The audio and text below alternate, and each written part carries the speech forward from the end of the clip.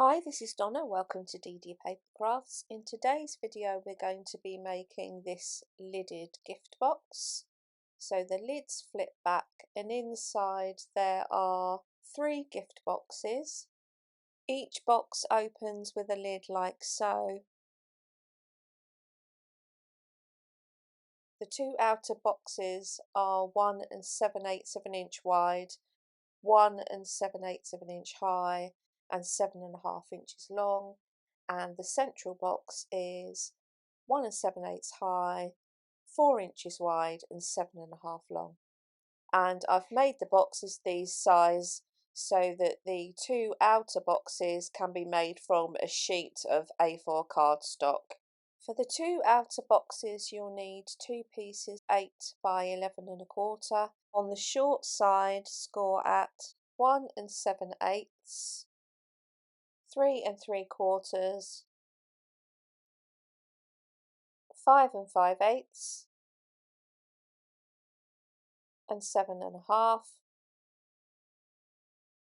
and along the long side 1 7/8, rotate to 180 degrees and rescore at 1 7/8. Keep the ½ inch tab at the bottom and score at 1 3/8 down to the second score line, so the one which is at 3 3/4 of an inch, and 9 7/8 down to the second score line. Rotate 180 degrees, the tab is now at the top, and score at 1 3/8 down to the second score line, and 9 7/8 down to the second score line. Fold and burnish along all of the score lines. Take your scissors. This central section here is the front flap. We're going to cut up the second vertical score line up to the first horizontal, move along to the next vertical and cut up to the horizontal. Rotate the piece and remove that rectangle. So we're going to cut up the score line and remove that section. Rotate and repeat on the other end.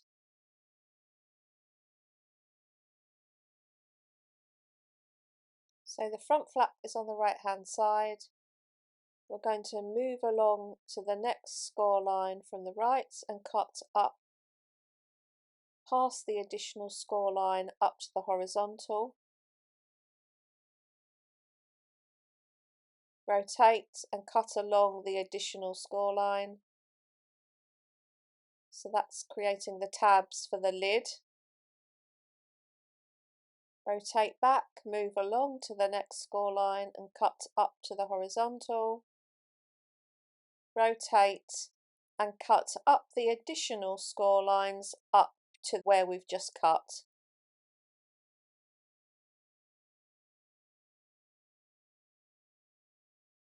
So that removes that section.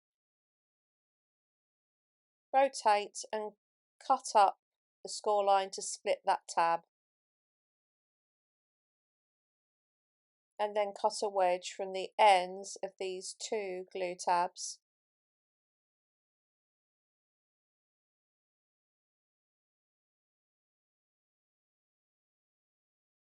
Rotate the piece 180 degrees and repeat on the other side.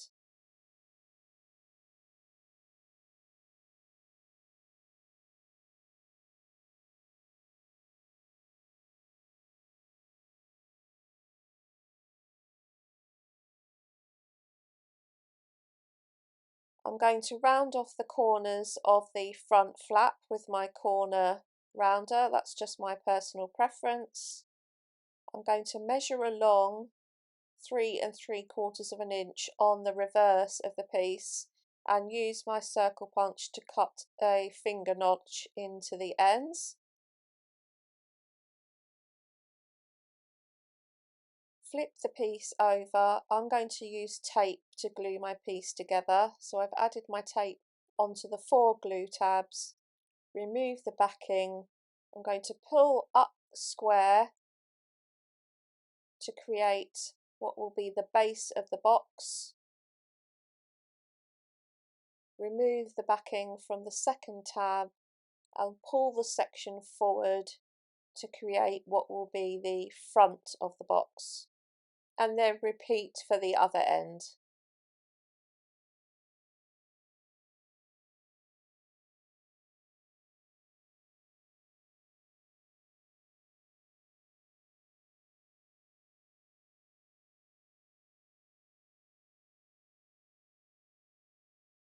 Once that's together, I'm going to fold in the lid, and I can see that I just need to trim a wedge from the ends of the front flaps so that the lid closes properly. And do that twice and you'll have your 2 boxes. So we'll now make the middle box, and for this I have a piece which is 7 3/4 by 11 1/4. Along the 7 3/4 inch side, score at 1 7/8. Rotate 180 degrees and score at 1 7/8. And along the long side, score at 1 7/8. Rotate 180 degrees and score at 1 7/8. Fold and burnish along the score lines. We're going to cut up to make a simple tray. So we're going to cut up the first score line to the horizontal, cut up the second score line to the horizontal to make our glue tabs. Rotate and repeat at the other end. And then we're going to cut a wedge from the ends of each of these glue tabs.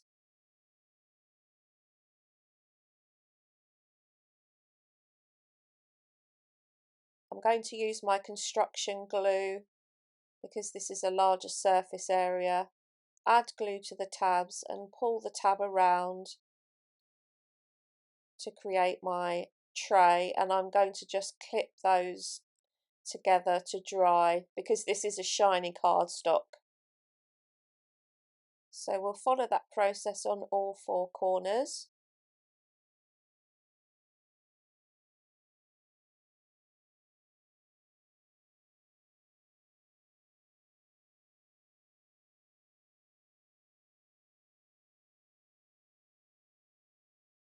So whilst that's drying, we'll make the lid, and I have a piece which is 5 by 8. Along the 5-inch side, score at 1/2 and 4 1/2,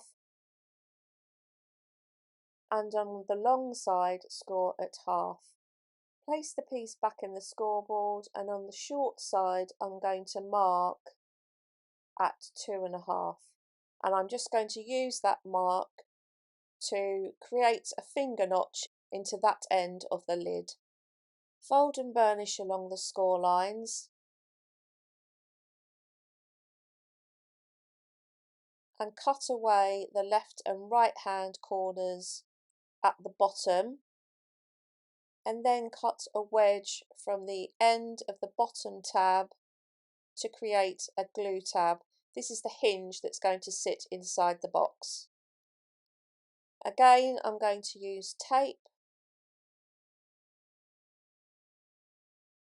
Sit the lid in the back of the box, and once I'm happy that's in place, I'm going to flip the lid back and just burnish down along the back of the hinge.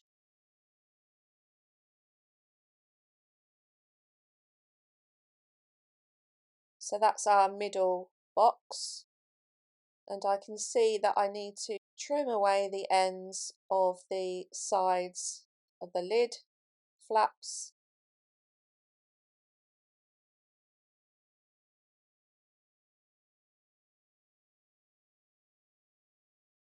And that lid now sits nicely inside the box.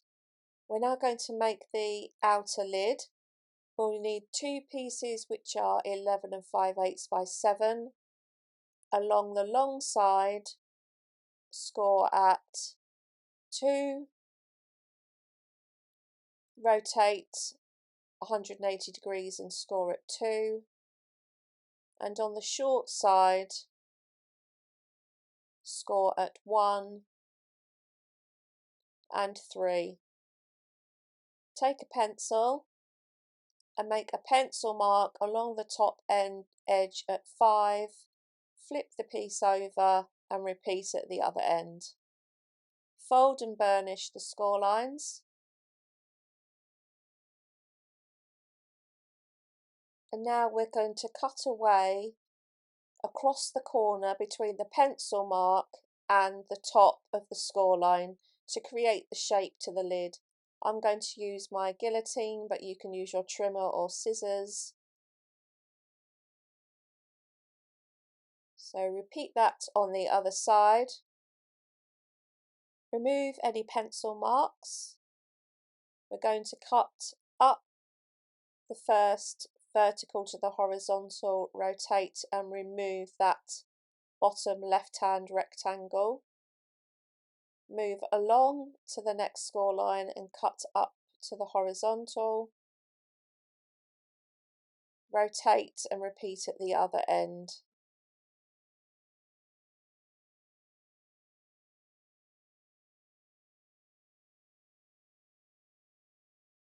And cut a wedge from the ends of the large glue tabs.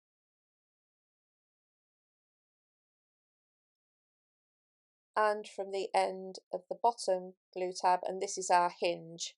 Add glue to your large glue tabs. Fold those in and pull the side over to create our lid. And you'll do that twice.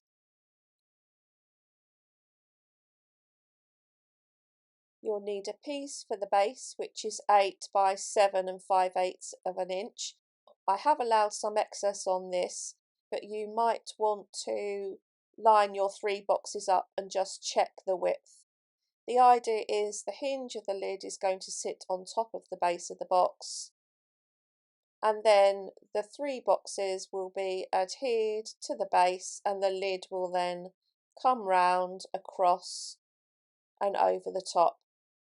And the lid has been made slightly bigger to allow for it to come round and fit over the boxes easily.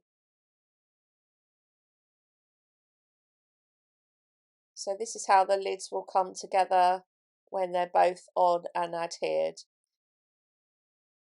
I've flipped my lids upside down, face down on the desk.